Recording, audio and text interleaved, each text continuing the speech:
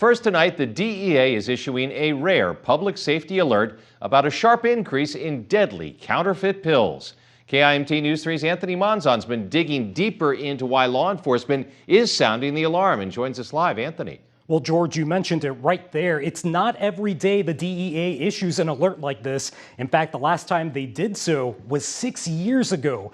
The reason? A dramatic spike in counterfeit pills made to look like legitimate medications containing fentanyl and meth. They're being sold on streets and social media sites alike, according to the DEA, and killing unsuspected Americans at an unprecedented rate. If you're taking a pill and you don't know where it came from, it wasn't prescribed specifically for you, it wasn't picked up at a legitimate pharmacy, you're truly playing a game of Russian roulette. Emily Murray of the DEA says counterfeit pills are flooding the U.S., particularly here in Minnesota. Just in Minnesota, in 2018, we seized 1,500 pills or a little less than that. So to go in 3 years up to 74,000 pills is a really big jump.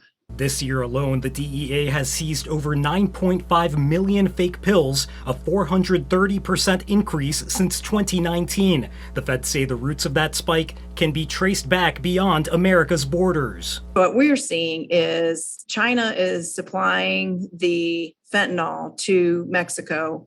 Mexico and the drug trafficking organizations down there are in turn tableting the fentanyl, adding in binding ingredients and shipping that across the border into our country.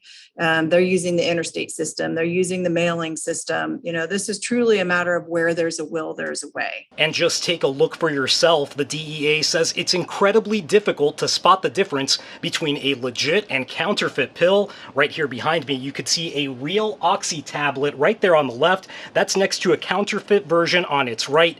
And for officers on the ground, catching those supplying the pills can be just as difficult as catching the difference between real and fake. It's amazing to me how the supply is coming in these days. It's just unstoppable. Commander Mike Bromberg of the Southeast Minnesota Violent Crimes Enforcement Team says suppliers are proving to be elusive amid the surge. People fade in and out. They're here today, they're gone tomorrow. So your case just goes right down the tube. You'll spend 2 months working on a case to pin down a dealer, and then poof, they disappear. The DEA's Murphy says the reasons behind the influx are numerous. People grow up with the idea that it's okay to take a pill. You know, when your parent gives you when a parent gives a child a pill, it's with the understanding that it's a safe prescription medication. So there's really not a stigma to taking a pill. With that in mind, there is a stigma to smoking a medication or injecting a medication. So it's our belief that this is just kind of the evolution of drugs, and specifically fentanyl. The CDC says more than 93,000 people died of a drug overdose in the United States last year. Fentanyl is considered to be the primary driver of that alarming increase. 2 in 5 fentanyl-laced pills seized by the DEA contained a potentially lethal dose, an amount, George, that's small enough to fit on the tip of a pencil. George? That makes the point well. Thank you, Anthony.